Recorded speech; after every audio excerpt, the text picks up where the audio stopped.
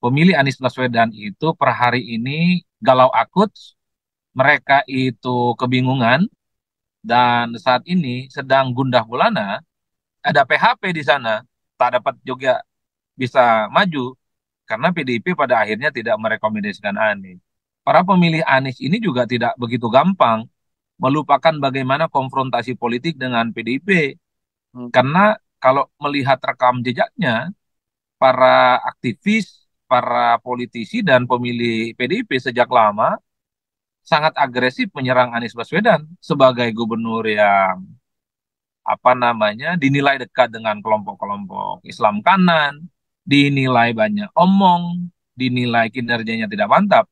Ini yang saya kira menjadi pembuka juga bagi RK dan Suswono, bagi pendukung-pendukung Anies yang rasional dan tidak terlampau marah secara akut gitu ya untuk memberikan dukungan politik.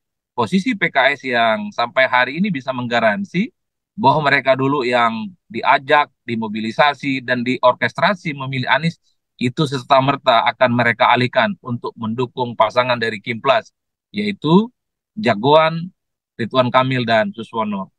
Halo sahabat DC, kali ini saya akan membagikan pernyataan menarik dari pengamat politik Adi Prayitno saat tampil di Seruput Kopi Cokro TV dengan host andalanya Ahmad Sahal.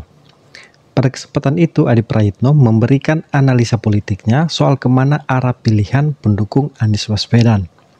Yang menarik, menurut Adi Prayitno, untuk pemilih Anies Baswedan yang rasional akan cenderung memilih Ridwan Kamil dan Suswono atau jagoan koalisi Indonesia Maju. Untuk lebih jelasnya, yuk kita simak bersama video berikut ini. Saya kira kalau kita mau ingin tahu secara detail sebenarnya kemana arah pilihan politik Anies Baswedan, harus menggunakan instrumen survei, Bang Sahal. Oke. Jadi memang kita tidak mau berspekulasi sebenarnya, karena hanya data survei itulah yang akan mengkonfirmasi, karena di situ akan detail orang yang merasa menjadi bagian dari pendukung Anies, ketika ditanya apa pilihan politiknya nanti di pilkada akan kelihatan. Apakah misalnya akan mendukung Pramono Rano Karno, ataukah akan mendukung Ridwan Kamil dan Suswono, termasuk misalnya yang calon perseorangan. Itu memang data-data saintifik yang memang tidak bisa kita bantah. Tapi sebelum ada data saintifik, saya kira memang kalau kita membaca kecenderungan rata-rata secara umum, pemilih Anies Baswedan itu per hari ini galau akut, mereka itu kebingungan, dan saat ini sedang gundah gulana, Hmm. karena dari tiga calon ini sebenarnya tidak ada satupun yang masuk dalam kriteria pemilih Anies. Misalnya dari segi Kim ya, harus diakui, mereka ini kan masih sangat marah bahwa ada upaya-upaya dari Kim mencegal Anies supaya tidak dapat maju dalam pilkada. Apalagi ada Kim Plus yang di situ isinya partai-partai yang semula mendukung Anies seperti PKS, kemudian Nasdem dan PKB juga menarik dukungan ke Anies dan bergabung dengan Kim. Jadi marahnya berlipat ganda dengan koalisi Kim Plus di Jakarta ini. Meski begitu, pada saat yang bersamaan, pendukungnya Anies ini tidak serta-merta jatuh cinta ke paslon yang lain, ke Hmm. Pramono ataupun Rano Karno. Tidak serta-merta, karena bagi mereka, ketika Anies membuka komunikasi dengan PDIP, sama saja ada PHP di sana, tak dapat juga bisa maju, karena PDIP pada akhirnya tidak merekomendasikan Anies.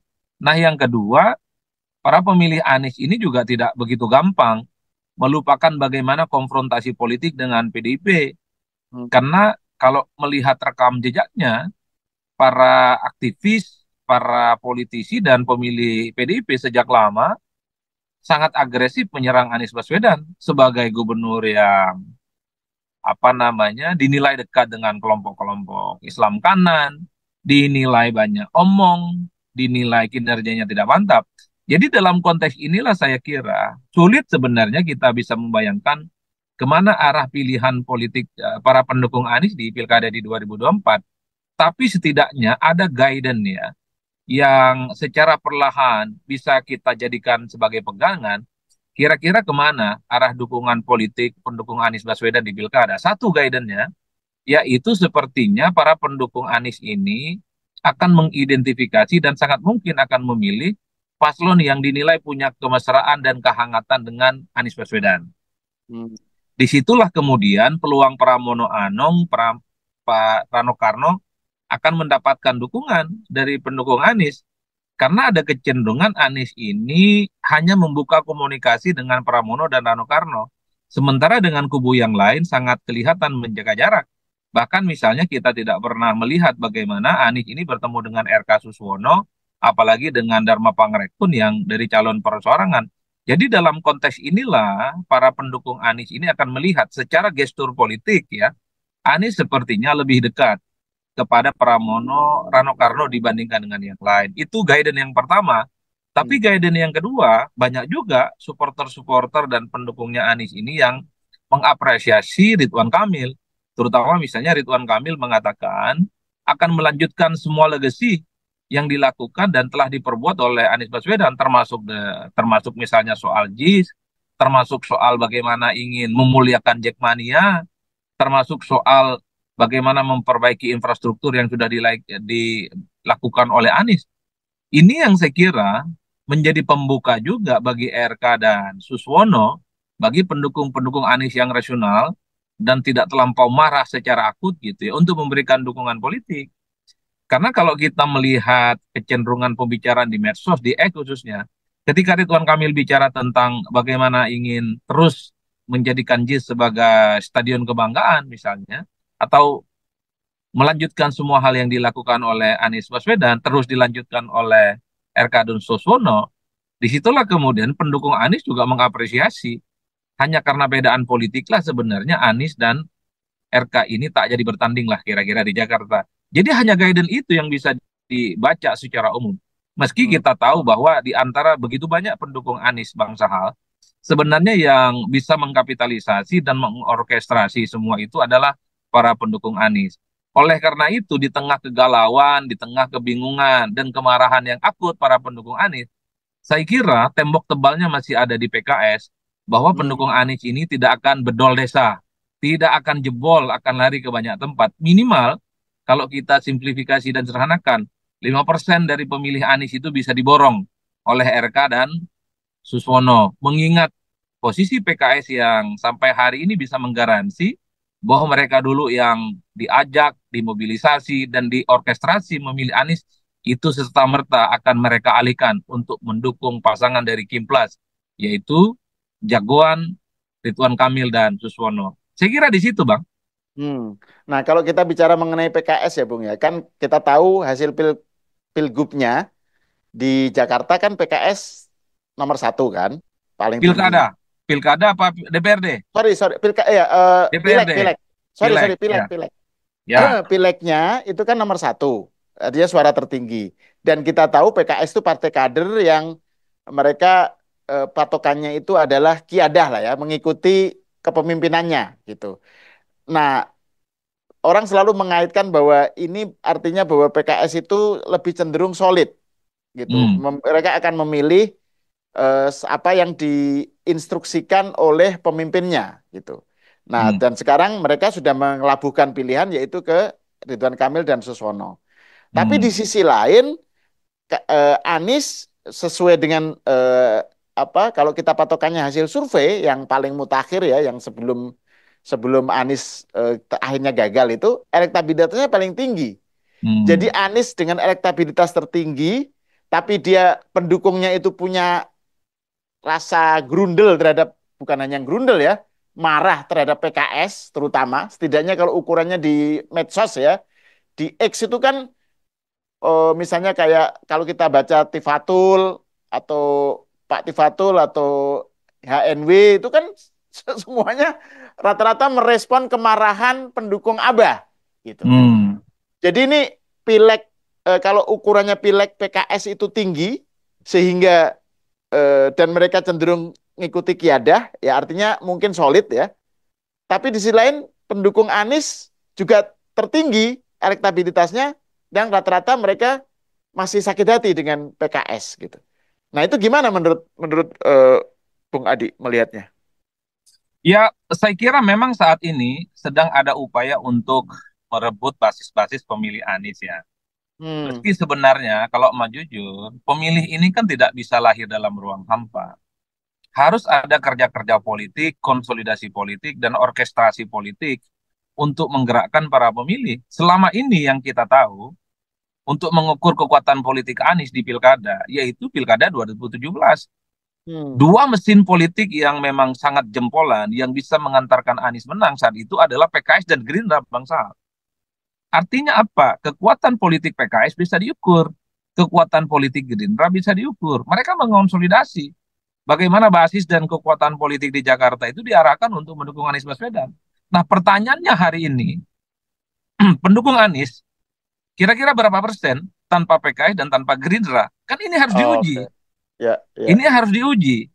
ya. PKS menggaransi bahwa pemilihnya di Jakarta, baik dalam Pilkada 2017 ataupun Pileg 2024, mereka garansi semua mendukung RK dan Suswono.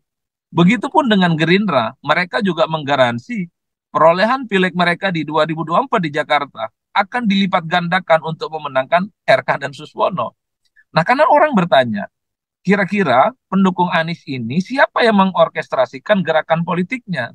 Hmm. Entah ke kubunya Rano sama Pram, entah itu ke kubunya RK Suswono ataupun ke Dharma Pangrekun. Per hari ini tidak ada gerakan-gerakan politik yang mencoba untuk menggait pemilih Anies itu dalam sebuah gerakan politik. Hmm. Semuanya ngomong satu persatu, semuanya protes satu persatu, ada yang respect, ada yang tidak respect ke salah satu calon. Problemnya adalah gerakan politik itu tidak bisa dalam ruang hampa, tapi harus ada yang mengajak, ada yang meyakinkan, dan kemudian memastikan mereka datang ke TPS.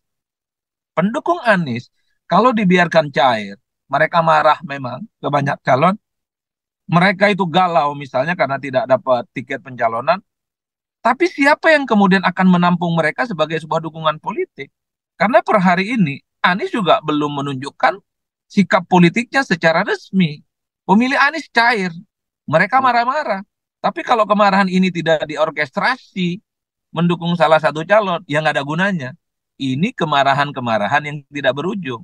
Oleh karena itu, Bang Sahal, kan nanti para pendukung Anies ini kan bisa dilihat dari simpul-simpulnya, dari para jubir-jubirnya, dari para orang-orang yang selama ini dekat dengan Anies Baswedan. Misalnya Bang Ges Khalifah, per hari ini belum pernah menunjukkan sikap politiknya kepada tiga calon.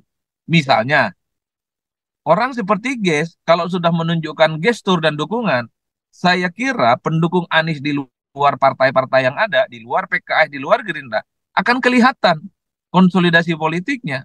Atau Jackmania misalnya, yang dari dulu memberikan dukungan politik ke Anies per hari ini, sekalipun kecewa misalnya dengan RK, itu kan tidak serta-merta menerima dua kandidat lain, menerima Pramono dan menerima Dharma Pangrekun. Nggak ada penjelasannya di situ.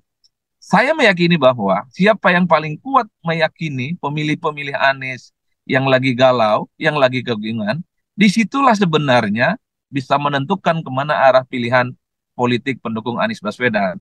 Oleh Maksudnya karena siapa, itu, sorry, maksudnya siapa yang meyakinkan? Yang paling lebih kuat meyakinkan atau meyakini? Yang siapa yang meyakinkan, siapa yang lebih kuat meyakinkan pemilih oh, Anies oke. menjadi Ya, bagian dari ya, mereka, ya. mereka lah yang akan mendapatkan keuntungan secara politik. Karena kalau mau jujur sebenarnya Bang, pemilih Anies ini kan marah dalam arti belum didekati secara persuasif. Hmm. Kalau simpul-simpul tim sukses, ya, tim pemenangan datang ke mereka, bicara dari hati ke hati, saya kira persoalan Anies tidak bisa maju di Jakarta itu bisa dilepaskan begitu saja. Karena kalau kita mau membaca angka-angka statistik sebenarnya Bang Sal, secara umum, pemilih Jakarta itu satu ya, mereka itu sangat independen dalam menentukan pilihan politiknya. Hmm. Mereka itu tidak bisa diintervensi oleh siapapun. Yang kedua, orang terdekat yang sering diajak bicara dan dimintai pendapat untuk memilih ke TPS adalah keluarga besar. Nah, itu memilih Jakarta dua hal. Baru faktor-faktor lain tuh. Baru lingkungan masyarakat, baru lingkungan pertemanan. Tapi dua variabel ini adalah satu instrumen yang menurut saya, di mana pemilih Jakarta itu ya sebenarnya dalam banyak hal masih sangat mandiri dalam menentukan pilihan politiknya. Bahwa sikap mereka misalnya protes, kritis, ya, karena jagoan mereka nggak dapat tiket, ya itu nggak bisa dibantah.